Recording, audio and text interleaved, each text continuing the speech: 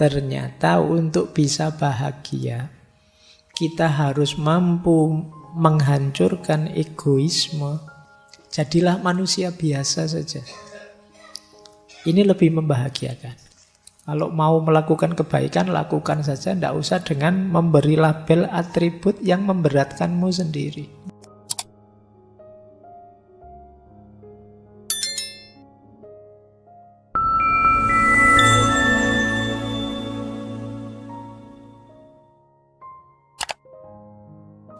Assalamualaikum warahmatullahi wabarakatuh. Bismillahirrahmanirrahim. Ada lagi sumber kebahagiaan apa? Kepentingan impersonal. Kepentingan impersonal itu hal-hal sederhana, santai untuk ngisi waktu luang, yang membuat kita rileks, tidak tegang. Tidak serius seperti ngurus keluarga, pekerjaan, keuangan, tidak begitu. Kalau di Russell, kepentingan impersonal itu contohnya membaca buku, nonton pertandingan, pergi ke teater, bermain golf, ya karena mungkin Russell kan bangsawan. Jadi aktivitas rileksnya itu membaca buku, nonton pertandingan, pergi ke teater, ini biaya semua ini. Bermain golf. Yo, kalau kita ya mungkin nongkrong di angkringan, pagi-pagi ngopi, santai, nonton orang lewat, itu yang gratis-gratis saja lah. Tapi kan santai. Jadi yang tidak tegang. Ini yang disebut kepentingan impersonal. Nah, ini agak lawannya tadi. Kalau tadi kan disuruh serius bekerja, ya tapi jangan kerja terus lah. Ada santainya. Itu cirinya orang bahagia. Bahkan kata Russell, lebih baik tidak melakukan apa-apa daripada melakukan perbuatan jahat. Jadi separuh dari pekerjaan yang bermanfaat di dunia adalah memerangi pekerjaan yang merugikan. Jadi diam saja itu termasuk masih menguntungkan daripada jahat. Ada quotes yang menarik dari Russell, "The time you enjoy wasting is not wasted time." Kita kan sering ada istilah menyia-nyiakan waktu. Kamu melakukan apa saja sih, tidak penting, itu menyia-nyiakan waktu. Tapi kalau kita bisa menikmatinya, itu bukan wasting time, kata Russell. Yaitu kepentingan impersonal tadi. Kamu kok seharian main game saja. Loh, tapi saya senang bisa menikmati. Itu bukan wasting time. Jadi time you enjoy wasting is not wasted time. Jadi di sini dia menegaskan, kalau bahasa hari ini mungkin harus selalu ada me time. Waktu ketika kita menikmati diri kita sendiri. Me time bukan waktunya beli mie. Jadi waktunya kita menikmati diri sendiri. Kalau anak kos kan memang makanannya Indomie terus jadi sedikit-sedikit me time, sedikit-sedikit me time. Ya, me time itu waktumu menikmati waktu, menikmati keseharianmu. Ya istirahat, ya senang-senang, tapi tetap jangan lupa kerja, jangan lupa keluarga yang baik, jangan lupa bersemangat menarget cita-cita dan lain sebagainya. Ini sumber kebahagiaan. Harus ada ininya. Orang yang tegang terus, kenceng terus, insya Allah tidak bahagia sebenarnya, dia capek hidupnya. Tapi kalau serius, ada santainya, serius, ada santainya, itu hidup yang lebih membahagiakan. Nah, ada lagi sumber kebahagiaan, yaitu apa? Keseimbangan antara upaya dan kepasrahan. Jadi kalau bahasa agama ini seimbang antara ikhtiar dan tawakal. Ini karena Russell bukan muslim, tidak pakai istilah ikhtiar dan tawakal. Ini maksudnya sama. Meskipun ini dasarnya rasional saja. Ini yang disebut jalan tengah. Ini ada kalimat menarik saya potongkan. Jalan tengah antara upaya dan pasrah. Mengambil jalan tengah adalah sebuah ajaran yang tidak menarik. Kenapa tidak menarik? Karena biasanya normalnya manusia itu berupaya mati-matian sampai akhir. Jadi kalau ada pasrahnya itu tidak terlalu menarik. Tapi kata Russell, namun kebenaran memang tidak selalu menarik. Dan ada banyak hal yang dipercaya orang lantaran menarik, meskipun kenyataannya sangat sedikit bukti yang mendukungnya. Kalau dasarnya hanya menarik, mungkin banyak yang kita anggap benar, ternyata tidak benar. Jalan tengah itulah yang dimaksud di sini. Jadi jalan tengah itu mungkin doktrin yang tidak menarik, tapi secara umum doktrin itu benar. Kenapa benar? Karena kita ini tidak menguasai sepenuhnya hidup kita. Kita tidak bisa memastikan kalau saya rajin mesti nilai saya tinggi. Kita tidak bisa memastikan kalau saya kerja keras mesti kaya. Maka jalan tengah ini yang kita ambil. Ya ada upayanya tapi juga ada pasrahnya. Jadi tidak semuanya disatukan, pokoknya usaha terus mesti sukses, enggak juga. Ada banyak orang berusaha ya enggak sukses. Ada yang santai enggak berusaha malah sukses. Dan itulah hidup. Maka harus tengah-tengah.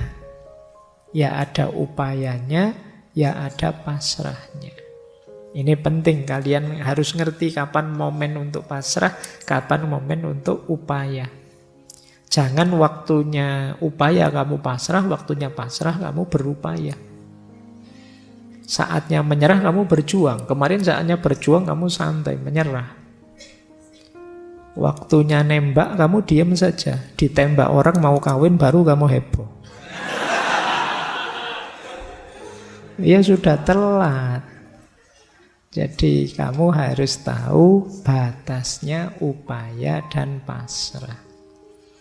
Orang bijaksana itu, kata Russell, walau dia tidak akan diam menghadapi kesulitan yang dapat diatasi, namun dia tidak akan membuang waktu dan emosi untuk menghadapi hal yang tak dapat dihindari. Ya kalau memang sudah tidak bisa dihindari, ya sudah tidak perlu mati-matian menghindari. Tapi kalau bisa diubah, yuk ayo kita ubah. Mungkin teman-teman dulu masih ingat waktu kita sesi doa itu. Jadi ada doa yang luar biasa, yaitu kita berdoa yang pertama minta diberi kekuatan untuk mengubah apa yang bisa diubah, minta diberi kesabaran untuk menerima apa yang tidak bisa diubah, dan yang ketiga minta diberi kebijaksanaan untuk bisa membedakan keduanya.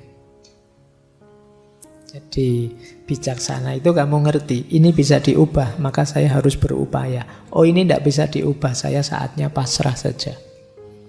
Kalau kalian ngerti rumus ini, insya Allah hidupmu bahagia. Jadi kamu ngerti batasnya.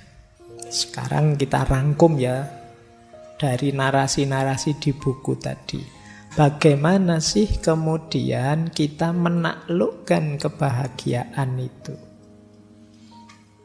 Yang pertama, ternyata untuk bisa bahagia, kita harus mampu menghancurkan egoisme dan menganggap diri kita sebagai manusia normal saja. Ini penting menurut saya ya, menghancurkan egoisme itu yang tadi, rasa benar, rasa penting, rasa tinggi, rasa hebat. Ini semua ego.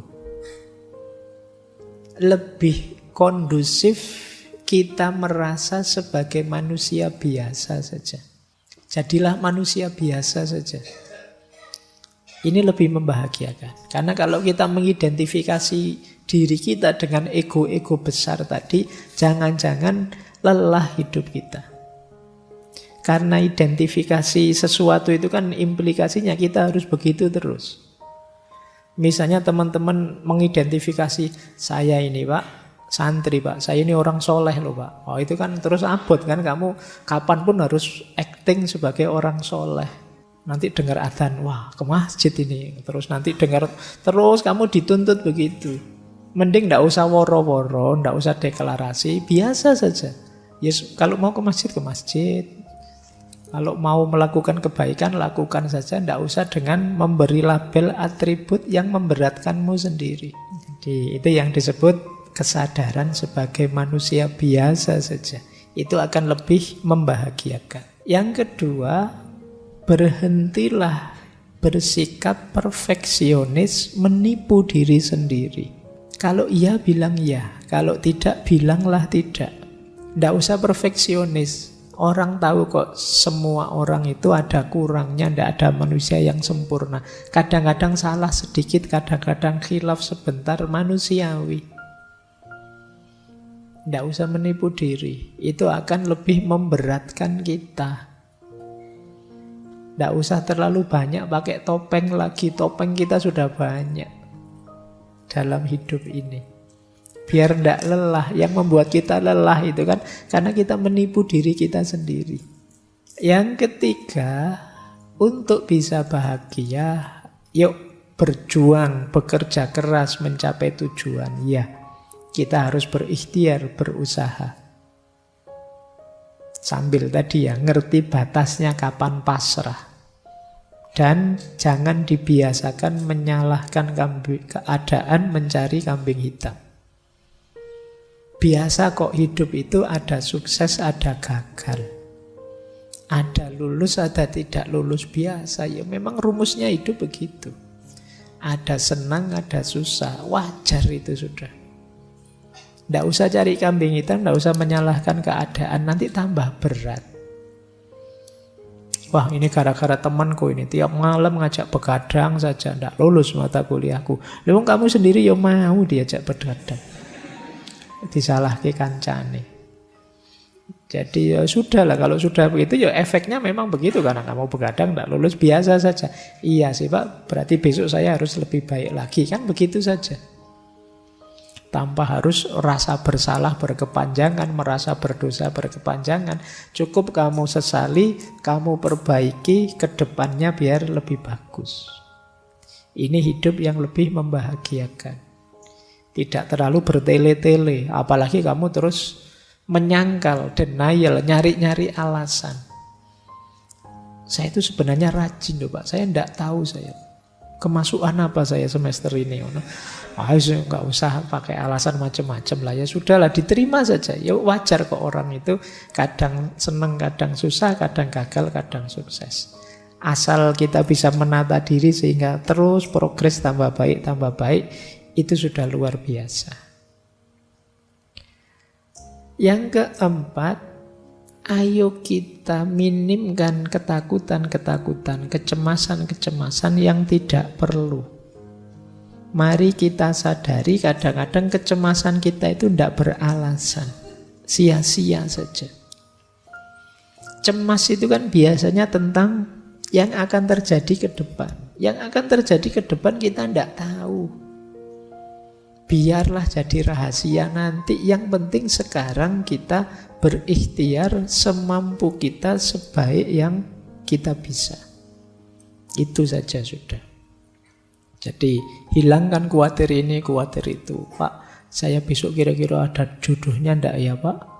Saya kok sampai semester gini rasanya enggak ada yang mau sama saya. Enggak usah dipikir itu.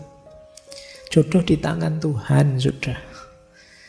Yo kecuali kamu cuek, ndak ngurusi, ya bisa saja nanti lepas Tuhan, lepas tangan. Jadi, kamu sendiri ditawari bolak-balik, yo kesuwen mikire. Jadi, ayolah, ndak usah khawatir. Kamu boleh sekali-sekali kamu tulis ya, kekhawatiranmu yang mencemaskanmu apa? Tulisan wis, khawatir ini, khawatir itu, khawatir ini, khawatir itu. Sekarang mulai banyak, kemarin saya baca, orang kena gejala penyakit psikosomatis. Jadi kecemasan di pikiran yang mengefek ke sakit fisik beneran. Nah, mungkin lambung lah, mungkin vertigo lah, mungkin apalah, namanya psikosomatis. Jadi kalian jangan terlalu banyak overthinking, jangan terlalu banyak mikir yang aneh-aneh, cemas yang tidak perlu. Nanti jadi penyakit. Jadi ternyata tidak selalu sakit fisik berpengaruh ke jiwa. Sebaliknya sakit jiwa bisa juga berpengaruh ke fisik. Kalian kan kalau sedang stres apa gitu kan rasanya tubuhmu ya lemes, tidak bisa diajak apa-apa, tidak bergairah ngapa-ngapain saja. Itu berarti dari psikis ke fisik. Yang itu jumlahnya tambah banyak. Sekarang psikiater, psikolog itu tambah laris hari ini. Banyak yang stres, banyak yang depresi, tingkat sakit jiwa meningkat, tingkat depresi bahkan tingkat bunuh diri juga tiap tahun meningkat terus. Nah, terus mari kita sadari dalam hidup ini isinya ada yang penting, ada yang tidak terlalu penting. Tidak semuanya harus diutamakan. Kita nikmati saja. Kadang-kadang ada hal sepele, hal tidak penting, ya tidak apa-apa, kita nikmati saja. Itu namanya kita sadari masalah hidup ini ya, tapi juga yang tidak terlalu penting jangan terlalu dipentingkan. Biar tidak terlalu sibuk kita. Biasanya kalau masih muda itu ingin semua masalah dipanggul sendiri. Tidak hanya masalah pribadi, mungkin masalah kampusnya, masalah negaranya, masalah dunia. Kok ingin diselesaikan sendiri. Iya, kamu boleh komen kecil-kecil, boleh usul sedikit-sedikit, tapi tidak semuanya harus kamu perjuangkan sendiri. Kamu harus punya prioritas-prioritas, biar hidupmu lebih bahagia. Jadi, kenapa Mas kok belakangan gelisah? Saya mikir peradaban manusia hari ini itu loh Pak. Ya, kalau sudah ngobrol itu diajak ke angkringan, saya ngangkring yuk Mas, tak traktir wis. Daripada kabotan mikir dunia ya. Mikir kuliah saja pontang-panting kamu. Ya nikmati hidupmu. Kamu boleh usul, boleh punya gagasan ini itu. Tapi tidak harus semua masalah kamu panggul sendiri. Nah, yang terakhir, cara menaklukkan kebahagiaan adalah jangan biarkan dalam situasi apapun pikiranmu macet. Rasionalitasmu tidak jalan. Harus terus hidup akalmu. Jadi ini kuncinya manusia dan kemanusiaan itu kan akalnya yang hidup. Jangan dibiarkan kalian menjalani hidup autopilot.